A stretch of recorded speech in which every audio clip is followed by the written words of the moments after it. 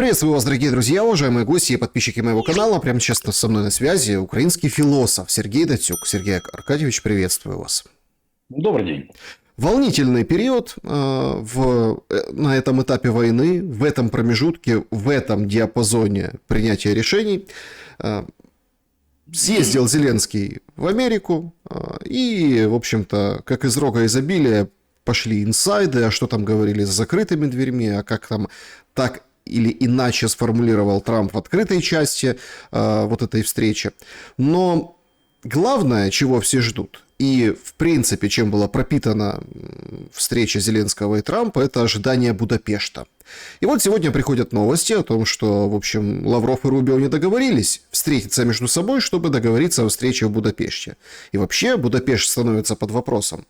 Как вы думаете, вот сейчас кому наиболее выгодно сорвать контакты по Украине между Путиным и Трампом? Понимаете, на самом деле в вашем вопросе очень много вопросов. И вопрос, кому выгодно сорвать, он, в моем представлении, не первый и не является таким уж содержательным. Давайте попытаемся разобраться. Прежде всего, о волнении. Большинство людей в Украине находится в стадии депрессии перед принятием. Многие уже, и в частности президент, приняли то, что предложил Трамп. Ведь еще до декабря месяца прошлого года мы говорили о границах 91-го уже не говорили, но о победе все еще говорим. Теперь за то время, пока Трамп у власти, мы поменяли дискурс на мир. С обвинением, конечно, что мира не хочет Россия. Это первое. Поэтому волнуются немногие. Причем те, кто хочет войны, не волнуются. Они знают, что все равно она будет продолжаться. В этом смысле есть такое слово «затятість», оно украинское. Это означает настаивание на том, что есть, безотносительно к тому, волнует это тебе, не волнует это тебе, ты в себе это глушишь, и ты делаешь свое. Да? Это такое предисловие. Второй момент. Когда мы даже волнуемся, то на кого и куда мы смотрим? Оказывается, что принятое в традиции и известное нам из истории смотрение на мировых лидеров – это условное представление.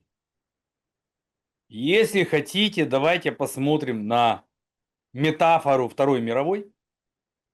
И я вам честно скажу, что Трамп не Рузвельт, Зеленский даже вместе со Стармером не, или всей Европой, не Черчилль, а Путин не Сталин. По разным причинам. Прежде всего потому, что Трамп пытается продавить в мире американское поведение или геополитическое поведение Америки как корпорации, как мегакорпорации. Фактически это попытка использовать или капитализировать, или, скажем так, капитализировать напоследок влияние Америки в обеспечении выгод. Вот тут у нас появляется слово «выгода». Зеленский вместе с Европой пытается усидеть на двух стульях, отстаивая выгоды для Украины и выгоды для Европы, которые не совпадают, о чем ему постоянно говорят. В этом смысле у Зеленского нет адекватного времени, доктрины, концепции, представлений о том, что же действительно хочет Украина. Поскольку масса внутренних вопросов им за время войны не решена. Вопрос, например, мы пытаемся удержать выполнение Конституции, при ограничении каких-то статей открыто говорим или вообще плюем на это, и как идет, так идет. Касательно войны. Мы пытаемся иметь хоть какую-то стратегию, или мы идем на поводу у патриотов и длим войну, чтобы достичь максимальных целей. Вот смотрите, под максимальными целями это не обязательно победа. Это может быть и хорошая позиция при составлении мира. Но все это требует стратегии. И даже отношение к его попытке привести карты и показать, куда бы могли бить американские ракеты, не возымело влияния в Америке. Это значит, что карты были составлены с точки зрения эскалации без понимания, зачем нужна эта эскалация. Какова стратегия этой эскалации? Чего мы хотим добиться? По простой причине. Трамп считает, что его влияние сильнее, что по правде так, нежели попытки поражения каких-то важных, безусловно, военных целей на территории России со стороны Украины. Путин не Сталин не потому, что он мало учился у Сталина или не является волевым, или не является столь жестким, как Сталин. Все это у него есть. Но чего было у Сталина и нету Путина? Худо-бедно, опять же, повторю, худо-бедно у Сталина было хоть какое-то представление о перспективе. Мы сегодня говорим, что это представление перспективы было неправильным, коммунистическим, односторонним, ограниченным. Можно назвать еще десяток эпитетов, я могу это сделать, но это бессмысленно. Оно было. И Сталин мыслил из контекста этого представления. Когда появляется какой-то лидер и пытается мыслить мировым образом о себе, о своей стране, масштабно, таких людей в истории было немного, их можно перечислить, но давайте, на поверхности лежит Александр Великий, Чингисхан, Наполеон, Гитлер, Сталин, Рузвельт, Черчилль, да? Это люди мыслили все-таки мировыми масштабами. То теперь мы не можем сказать, что даже все вместе, то есть Трамп, Путин и Зеленский вместе с Европой, они отстаивают целый мир. Нет, они отстаивают западный мир. В этом ущербность, собственно, их подхода. Вдумайтесь, отстаивать мир и отстаивать западный мир – это принципиально разная ориентация. То есть вы считаете, что Путин отстаивает западный мир? Я считаю, что Путин пытается поломать это отстаивание западного мира, играя на противоречиях между США и Китаем. Он играет в это с Трампом, обманывая Трампа. А Трамп предпочитает верить, потому что такова его игра. Я делаю вид, что ты веришь, но если ты будешь делать хотя бы немного, что я говорю, то, в принципе, я выиграю. Но Алексей Куч пишет, что его задача поехать на ближайшее собрание в Азии и Си Цзиньпиню представить, что вот он все-таки заключил мир в Украине, а значит, у него есть влияние на Путина.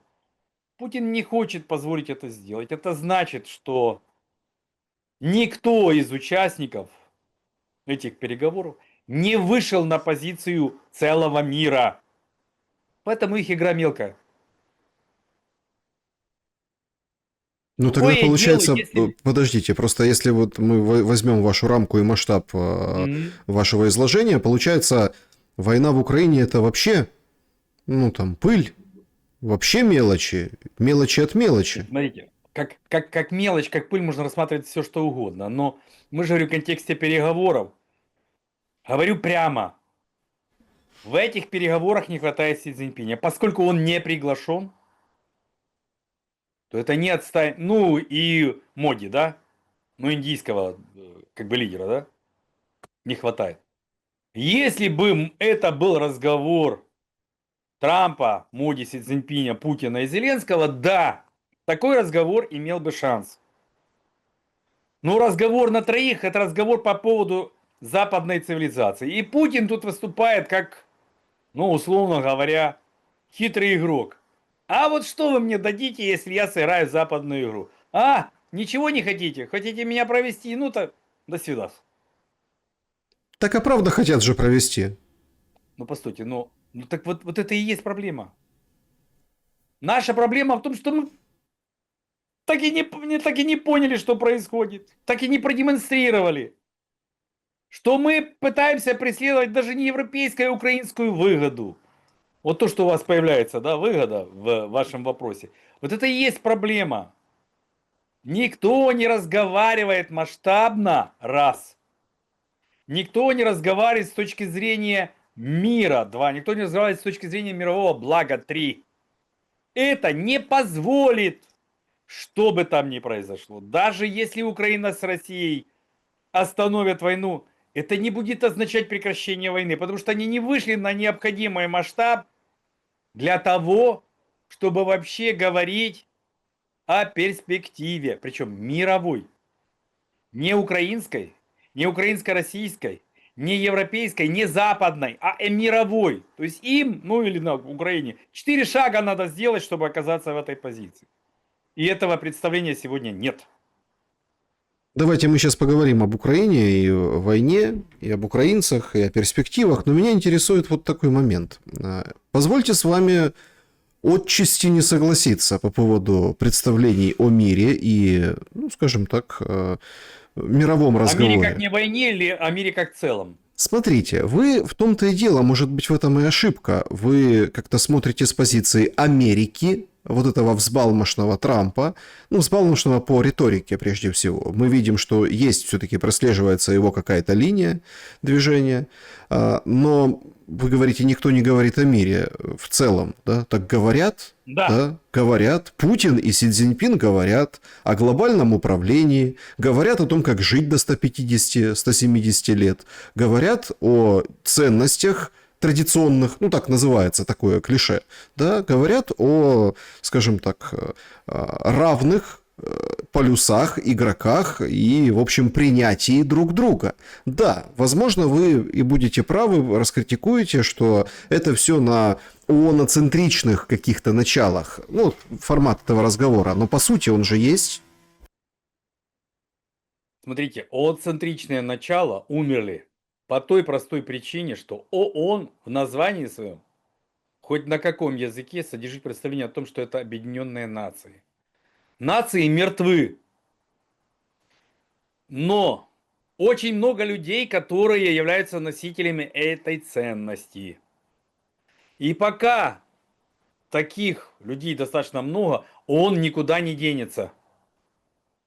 Но проблема в том, что именно нации, как говорил покойный Зигмунд Баум, в единстве территории и государства между собой, да, то есть многие нации пытаются решать судьбу мира, и у них ничего не получается. Потому что у них единица базовая нация, а значит неизбежно появляется выгода отдельной нации или отдельных наций, и они заключают компромисс за чей-то счет. Еще раз повторю, базовый принцип деятельности ООН. Все нации равны, но есть нации более ровные. Более ровные нации находятся в Совете Безопасности, противоречия между ними решаются за счет остальных наций. Вот так устроено ООН. Хотим мы это признавать, не хотим признавать, цитируем какие-то документы, так устроен ООН. С этим ничего сделать нельзя. Как только вы разделили весь состав ООН на две неравные части, из которых одна более равная, нежели другие, у вас неизбежно будет эта ситуация. Вы будете говорить о выгоде и о достижении компромисса выгод между самыми большими и самыми сильными. И что бы вы ни написали в ООНовских документах, как бы Украина не хотела доказать, что Россия не является членом ООН, ничего у вас не получится, потому что он пойдет даже на нарушение устава с тем, чтобы сохранять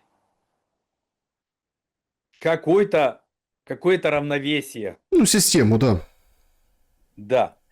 Из-за этого, что бы вы ни делали в переговорах, особенно если Трамп выходит на переговоры с представлением о сделке, то есть о том, что Америка это большая, ну, это мегакорпорация. А Путин выходит на переговоры с представлением об имперскости, которая пытается влиять на все евразийское пространство, то есть сохраняя евразийство как ориентир, у вас ничего не получится. Потому что ваш дискурс будет неизбежно именно исходить из этих представлений. Пока Украина ориентирована неконституционным образом на нацию, обратите внимание, неконституционно, потому что Конституция не предполагает нации. В именительном падеже, единственном числе, нация в украинской Конституции отсутствует. Пятая статья утверждает, что Украина республика, не нация. А Да, потом там народ. следующее, Народ, не нация. да, и именно в преамбуле нация упоминается как синоним народа.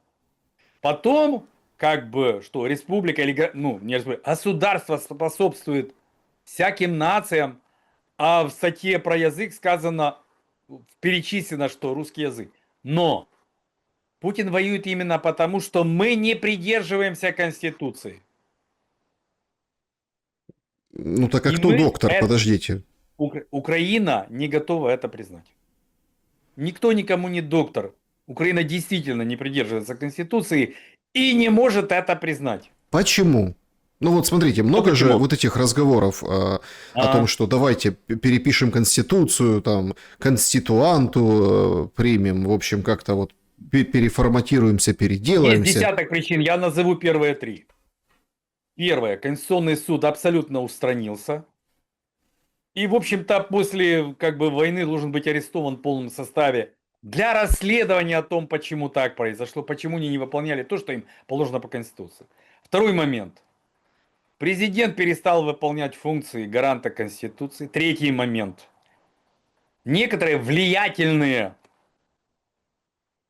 группы, я их называю национал-патриотами, подвергли сомнению Конституцию и начали ее нарушать, а президент их поддерживает. Это первые три причины, которые как бы я вижу. Люди, которые все это делают, не понимают, что это разрушает целостность государства. Не понимают, что если они даже остановят войну, им целостность больше не вернут. Не понимают, что Конституцию изменять в ближайшие 5, а то и 10 лет они не смогут, а вернуться к этой Конституции им не дадут и фронтовики, и политики, которые все это видели. То есть это и есть ситуация очень опасная для дальнейшего существования Украины. Лично я считаю, что Украины больше нет. Но это как бы мое такое частное личное мнение. На него можно обижаться, ему можно не, как бы, не обращать внимания, А можно давайте считать я меня... здесь, Сергей Аркадьевич, я здесь зацеплюсь. Если Украины больше нет, а что есть? Кстати, России тоже больше. Если кто-то думает, что Россия останется, это... Путин же для того, чтобы вести войну, ему пришлось разрушить внутриэлитный договор. Что элиты продолжают обогащаться, интеллектуалы делают вид, что они лояльны и так далее, и так далее. Там много пунктов в этом договоре. Путин его разрушил. Ну, тут спорное Даже утверждение. Подождите. Элиты почему? как обогащались, так и обогащаются. Сохраняется, Кто? Все? сохраняется режим не войны в Российской Федерации, за исключением, понятно, угроз, ну, там, каких-то беспилотников, которые запускает Украина, каких-то объектов и так далее. Режим не военного времени в России, поэтому договор, да, Ну да, это видоизменен. если не анализировать, не смотреть. Подождите. Да, Да, договор видоизменен. Я согласен с вами, что отдельных отодвинули от корыта, других посадили, да, третьих изменили правила игры, то есть как зарабатывать да. деньги и на чем. Я с вами согласен. Но он видоизменен, но он есть. И можно же сравнивать договор в Украине, договор в России. Но я-то все-таки спрашиваю, если Украины нет, то что сейчас есть? И за что идет война? Ну, с точки зрения Смотрите, украинцев. что-то есть, если этот договор как-то сохраняется, и в нем есть хоть какое-то равновесие.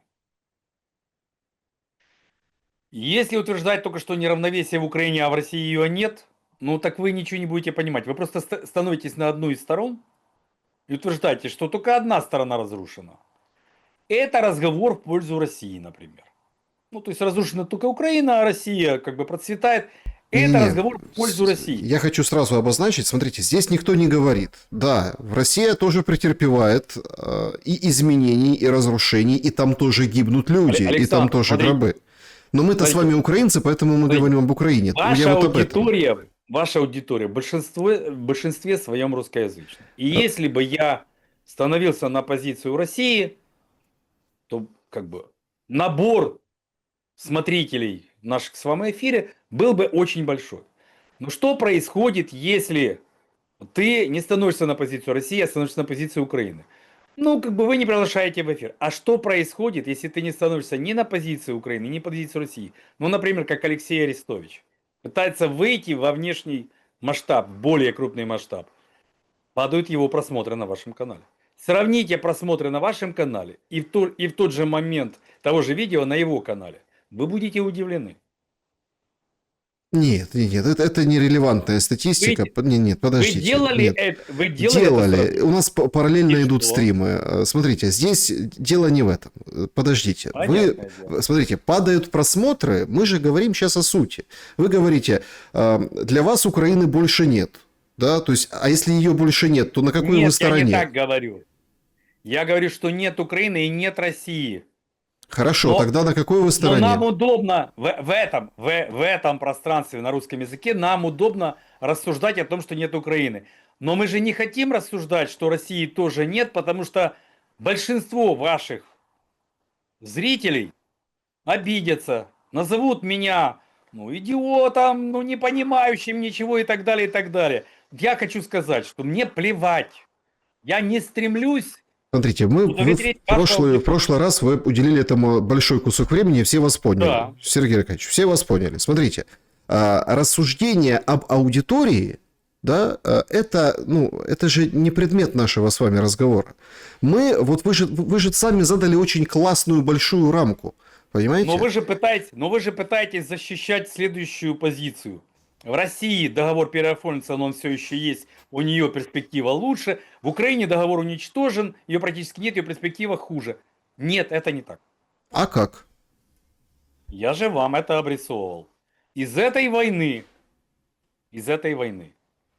если мы не договоримся напрямую, Украина и Россия без посредничества Трампа и Европы, если мы не говорим напрямую, из этой войны обе страны выходят разрушенными. Не в смысле экономическом, а политически разрушены.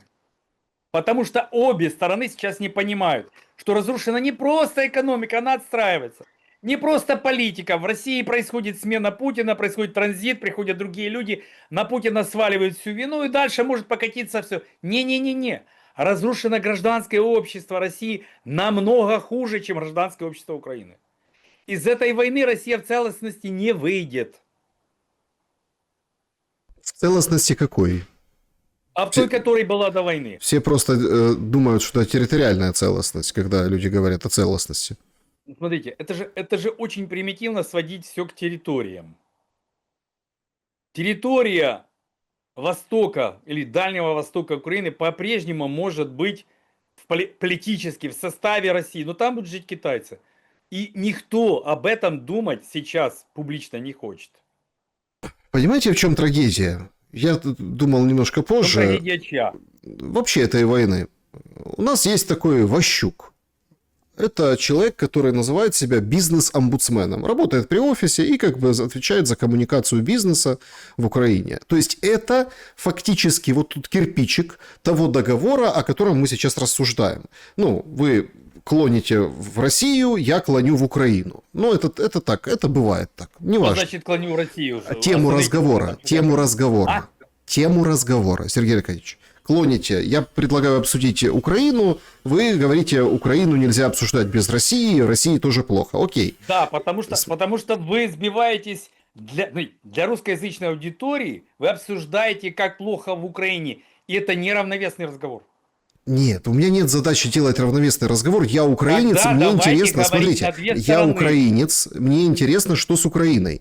Я вам еще раз говорю, выходит Ващук и говорит, каждый убитый и мобилизованный украинец, это он освобождает место для мигранта. Он дает шанс жителю Средней Азии, и этот человек со Средней Азии приезжает в воюющую, по которой летят дроны, по которой летят ракеты, уничтожаются подстанции, воды нет в Чернигове, ну и так далее, и так далее. То есть вот сейчас он об этом говорит. И этот человек со Средней Азии приезжает в Украину и имеет, как это, апгрейд, возможность обновления, апгрейда, понимаете? Я вообще не могу понять об уместности этой риторики. Понятно, что есть там страны... Объясню. Да, объясните, пожалуйста. У него есть позитивное содержание.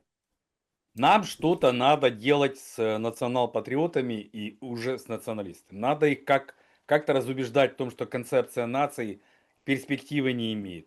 Мы потерпели поражение в силу того, что тут начал присутствовать русский язык, какие-то части коллективной памяти, Институт национальной памяти вообще поставили как инквизитора следить, где антиукраинский дискурс. Вот это все происходит. Что он делает? Он говорит, хорошо, забудем о том, что я критикую вас. Но я вам просто объясняю, что у вас тут на этническом уровне проблема будет не в русских. Проблема будет в тех, кто приедут на место тех, кого вы выгнали из страны как неправильных украинцев. Вот что он говорит. Нравится вам это, или там мне, да, или не нравится, но это позитивный, жизнеутверждающий тезис. Так будет. Слушайте, но если мы Что? будем... Вот сейчас же витает в воздухе, хоть там немножко, понятно, все это мечется со стороны в сторону, но витает в воздухе окончание войны, да? Так а окончание по каким итогам? То есть какие итоги Я мы вчера увидим? смотрел ваш эфир с Алексеем Арестовичем, ну просто ваш сегодня, я решил посмотреть, что вас интересует, как вы ведете впрямую то, что говорит Алексей. Война не закончится, если остановить боевые действия.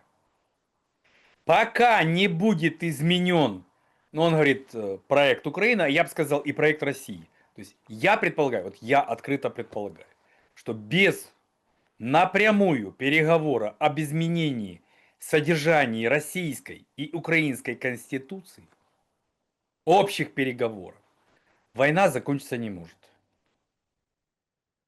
Что в российской Ни при каких конституции, условиях. подождите, кроме Нам же не территорий... только надо поменять проект украинский, чтобы он перестал быть антирусским. Нам надо поменять российский проект, чтобы он перестал быть имперским. А где? Это двуединая задача. Стойте.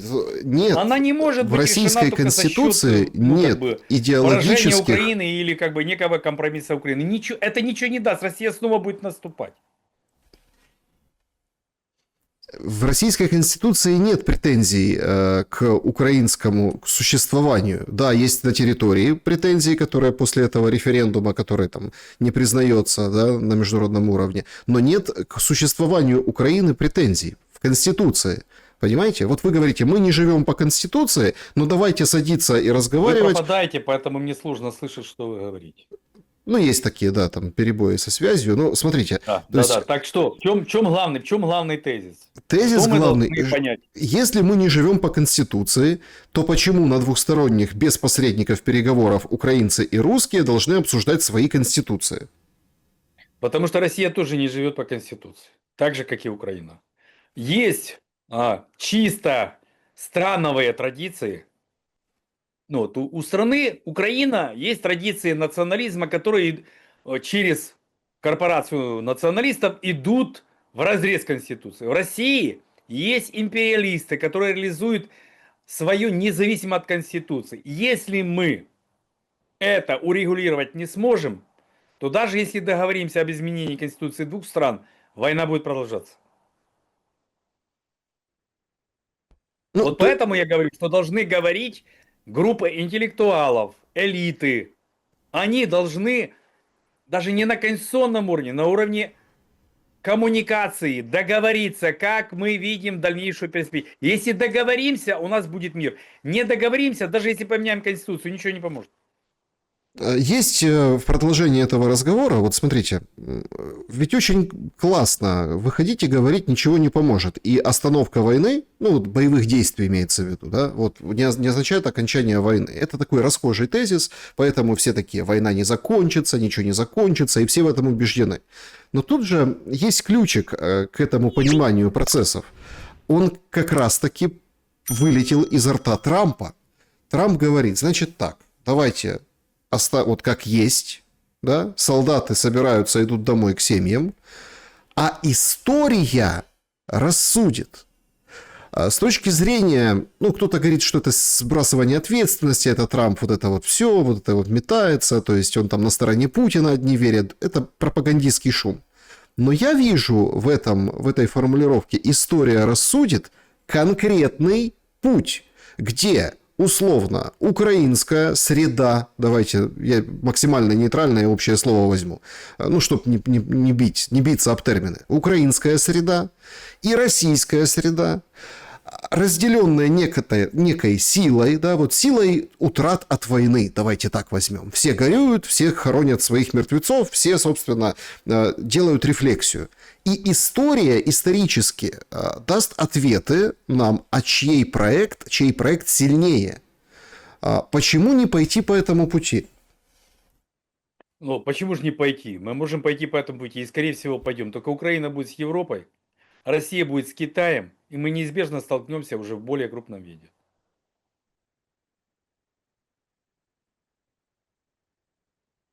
А почему вы считаете, что исторически Украина должна быть с Европой, а Россия с Китаем?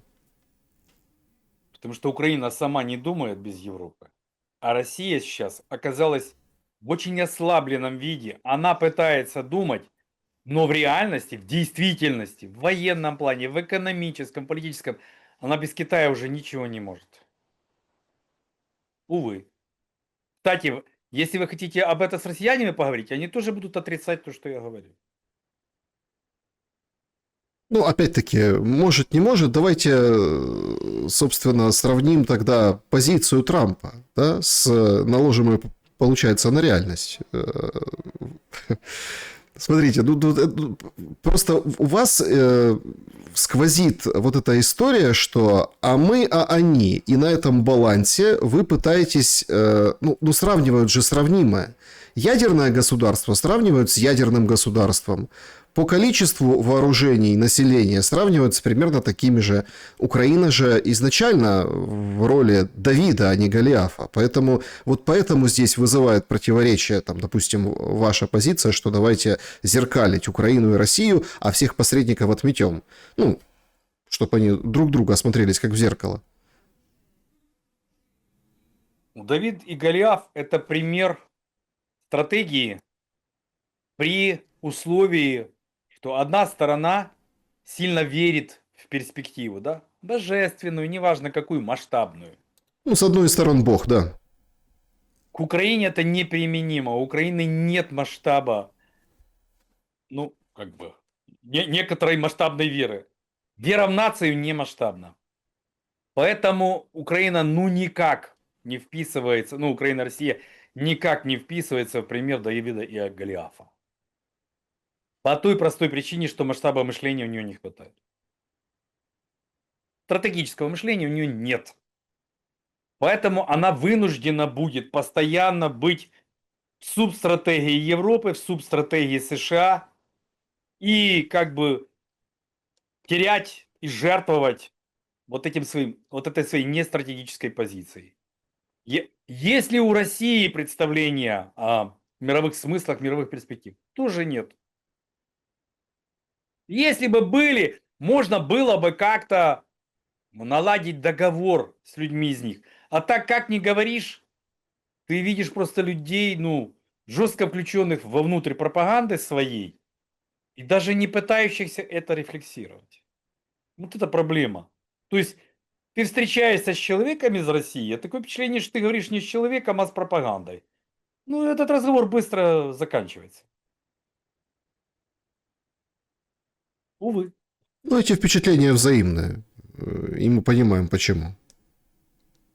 Потому что и там раскручена машина пропаганды. Хорошо. Смотрите, Поэтому в Украине есть хоть кто-то, кто пытается выходить за рамки и украинской, и российской пропаганды. Хоть кто-то. Кто? Можете мне назвать хоть кого-нибудь в России, кто подобно как ФФФ провел столько видео вот с этой позиции человечественной, масштабной? Хоть кого-то, ну, в России. Покажите. Мы с удовольствием поговорим с этими людьми. Несмотря ни на что. Кто? Как кто ФФФ, это кто? Ну, неважно. Не знаете, значит не знаете. М, Вам простительно, вы можете не знать. Я могу не знать. Хорошо, спасибо за снисхождение, Сергей Аркадьевич. Да. Да, ну, давайте так. Есть видео нашей группы ФФФ, Групп, где я мы понял. Да. задали уровень человечественный. Кто в России может поддержать этот разговор? Кто? Ну, назовите мне хоть одного. Это тот уровень разговора, в котором можно говорить о будущем. Все остальные вот это разговоры Россия, Украина, территории НАТО, это все вот из этого уровня разговора вы ничего не понимаете и у вас нет никаких перспектив. Но смотрите, этот уровень должен же на что-то опираться. А если у нас нет опоры, точнее опора слаба, это национальное У нас это у государство кого? украинцев, украинцев. Украинцев. Ну мы же Ну, украинцы еще. с вами, да? То насколько фундаментально вот эта планка задрана? Смотрите, тут же мы с вами входим уже в дискуссию, в которой вы не являетесь компетентны, потому что Я не даже обязан являться компетентным хорошо, в той поэтому степени, в объясняю. которой вы. Фундаментальность не означает масштаб. С точки зрения попытки мыслительства выйти за пределы философии, возникает три момента, которые обеспечивают вам масштаб. Фундаментальность, которая антология, но которая в глубине своей попытка начала, археистика, обратите внимание, уже не фундаментальность, не бытийная характеристика, а допущение разных начал. Второй момент. Ориентации, которые может быть как на имманентное, так и на иное, которое условно трансцендентное, но вообще и нет. Да? И пределы, которые вы можете полагать как антропоцентристские, и тогда вам надо пересматривать все эти ЛГБТ и так далее. Или же можете предполагать как существо, куда включать также искусственный интеллект, и как бы и роботов, и возможные пришельцы и так далее. И вот это и есть масштаб. То есть масштаб не сводится к одной только фундаментальности. И вот чтобы попытаться даже поговорить, мы же должны на уровне языка все это повыяснить. С кем в России можно про это поговорить? Ну, то есть вы Я не знаю. считаете не с кем. Но мы не то, что считаем, мы ищем таких людей, но не находим, увы. Мгм. Вернемся к политическим баранам. Сейчас очень интересно выглядит и достаточно угрожающе, откуда это волнение, с которого мы начали. Это вот некое секретное оружие. О нем говорит Трамп. Гуляют разные слухи, что... Ну и, в принципе, и Путин об этом говорил, что, в общем, как возьмем, как нечто применим то, что не применялось до сих пор. Речь идет вряд ли о ядерном оружии, как таковом, да, как средство массового поражения, но есть какие-то новые разработки. И Трамп говорит, у нас есть своя вундерваффе, Путин говорит, у нас есть своя вундерваффе. И вот этот вот период, вот этот диапазон, когда не договариваются, ну, условно, Лавров с Рубио там, не встретятся в четверг, как планировалось, встретятся, может, позже, переносится встреча на неопределенный срок. Является ли временным промежутком демонстрации, испытания в какой-то мере в условиях войны в Украине, вот этого оружия и что будет дальше ввиду этого? Потому что если раньше, например, там ядерная бомба, да, Карибский кризис, то сейчас мы выходим на некий новый технологический уровень и соревнуются уже не в ядерном смысле этого слова. Смотрите, это вопрос о пределе. О том, что он был один, как бы как предел возможности уничтожения при помощи ядерного оружия. Если пределов возникает больше, чем один, они перестают работать. Предположим, у меня есть ядерное, а у вас есть, ну, условно, оружие N, да? А у кого-то еще там оружие К, да?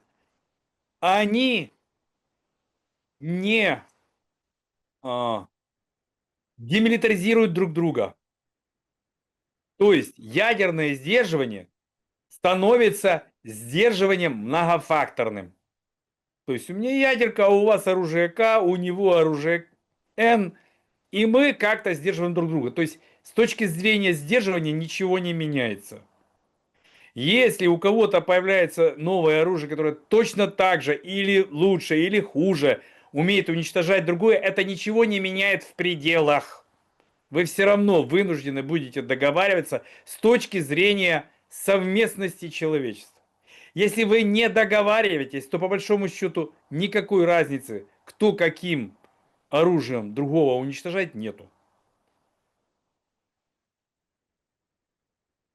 Другое дело, и что важно, что у Украины нет вот этой вундервафли, да, Ну, вот этого своей, да. предельного оружия. И причина в этом отказ от мышления, ограничение собственного видения, да, стратегического, разрушение науки, разрушение гуманитарного пространства, бегство многих интеллектуалов из Украины. И все это показывает, что может быть даже для нас хорошо то, что у нас нет такого предельного оружия. Потому что при всем при этом с нашим ресентиментом нам еще какое-то предельное оружие. Боже упаси. Поэтому, ну, увы, мы жертва мира. Мы жертва этого мира. Хотим мы это принимать, не хотим, делаем это сразу, делаем это за 5-10 лет. Но это уже состоялось. Можно делать вид, что еще не состоялось, еще есть какие-то... Ну, пожалуйста, как бы это же для, собственно, для исторического масштаба не имеет значения. Сейчас, через 2 года, через 5 лет. Ну, как бы в моем представлении, может, это и хорошо, что мы не попытались обрести некую вундервафлю, которую применить в ситуации этой войны по отношению к другой стороне, у которой есть всего лишь, например, ядерная.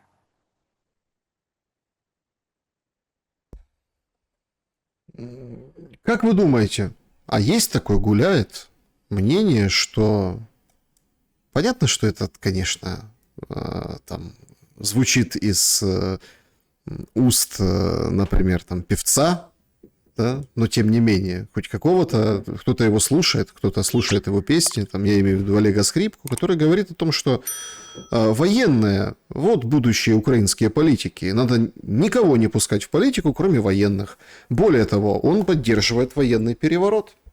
Как это объяснить с точки зрения вот этого этапа состояния украинского общества, ну, вот спустя почти 4 года войны? Чтобы провести контрнаступление, Залужному достаточно было хорошо сыграть в политику, а именно выполнить простую военную стратегию. Концентрация всех усилий на одном направлении. Он политически ситуацию проиграл, и поэтому проиграл ее военным образом. Неужели вы думаете, что в ситуации, где он мог сыграть политически, а он не смог, как политик, да? Неужели вы думаете, что не сыграв успешно в этой ситуации, он окажется успешным как политик?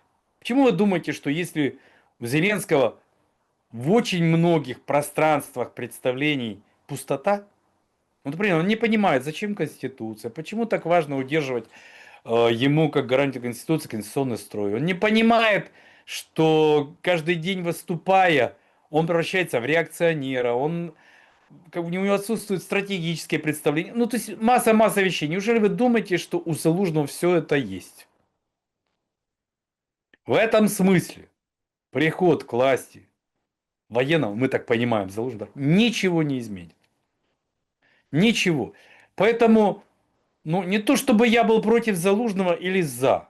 Я просто считаю, что это ничего не изменит для судьбы Украины. От слова вообще. Может быть, даже с точки зрения, что это быстрее, ну, как бы, приведет к более быстрому обрушению Украины изнутри, и в этом смысле это быстро все закончится, и мы начнем смотреть как-то иначе в будущем. Может, это даже лучше, но для многих, особенно для тех, кто его поддерживает, это окажется большой неприятностью, скажем так.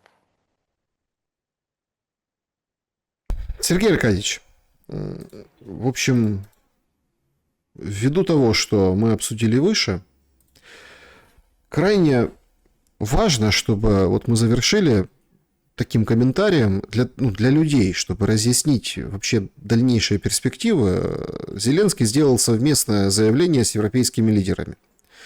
Мы решительно поддерживаем позицию Трампа о необходимости немедленного прекращения боевых действий, о том, что нынешняя линия соприкосновения должна стать отправной точкой для переговоров.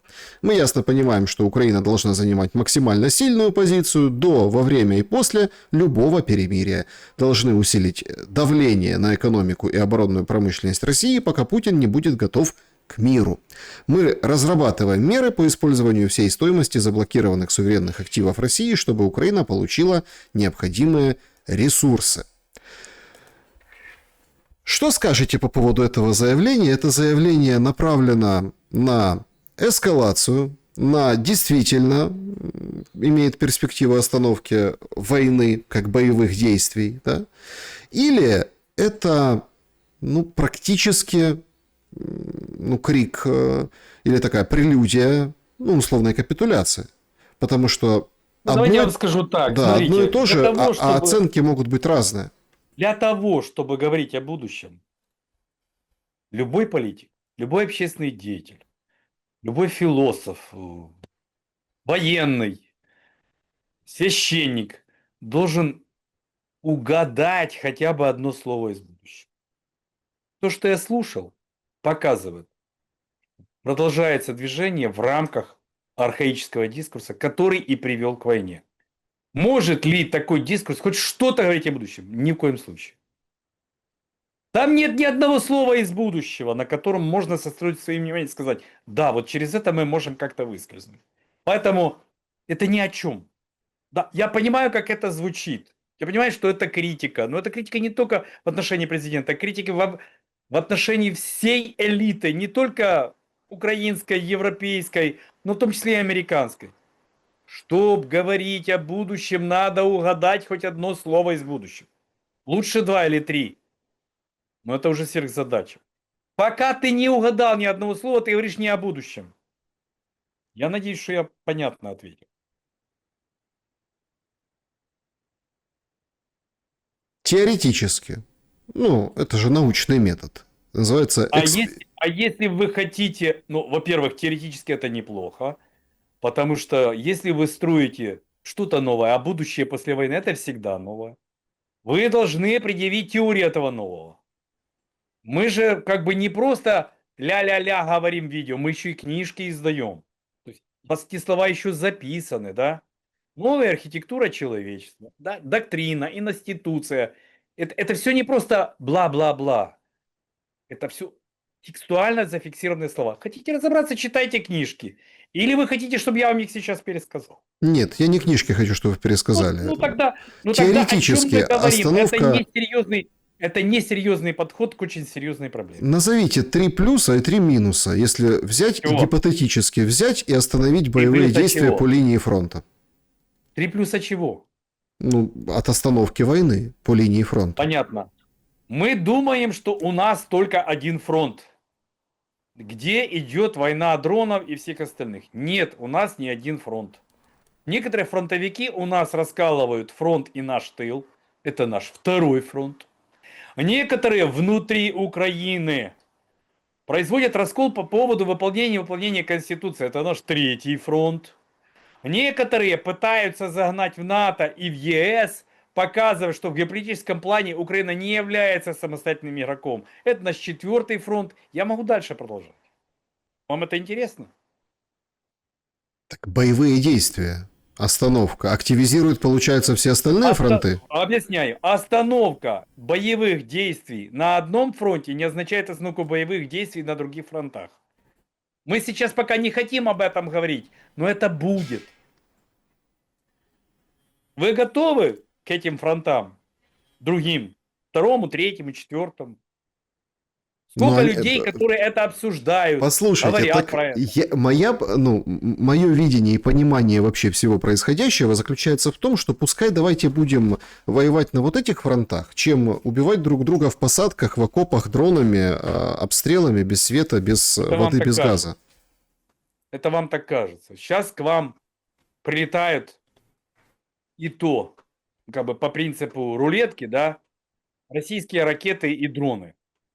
А так вам будут приходить люди, которые будут требовать вас определиться, с какой стороны фронта вы находитесь. И очень жестко с вами говорить реально вживую. Поэтому я не уверен, что вот как бы какой-то фронт лучше, а какой-то хуже. Пока вы на одном фронте, вам кажется, что это очень плохо. Когда начинается другой, вам кажется, ой, лучше было бы то, а не это. И у вас не... Пока у вас тыл как бы отсиживается, так считают люди на фронте. Но когда они вернутся с того фронта сюда, фронт придет сюда. Сергей Датюк был моим собеседником сегодня. Я благодарен за время и мысли. Спасибо вам. Друзья, благодарю, что посмотрели это видео. Напишите, пожалуйста, что думаете в комментариях. Поставьте лайк, не забудьте подписаться. Самое главное, берегите себя и друг друга. Добра и света. Вне зависимости от того, кто на каком фронте.